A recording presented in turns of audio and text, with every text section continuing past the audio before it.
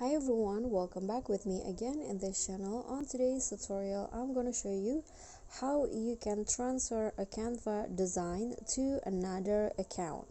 So here I've already opened the Canva apps on my phone, and to share the Canva design, you just need to find the design that you want to share. So I'm going to see all of my recent designs first.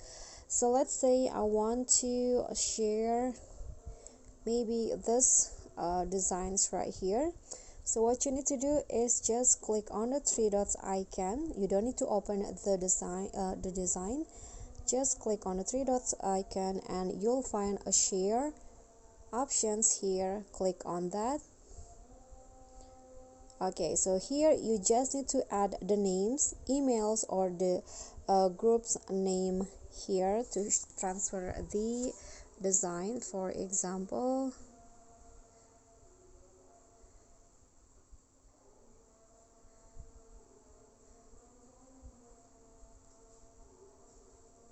okay, this is just an example. Okay, so here you just type in the email and choose their role, whether they can edit or only can comment or only view the design. So I'm going to choose edit, and after that you can also add the message to the person that you want to transfer the design. And here you can also check this box if you want to invite them to the team.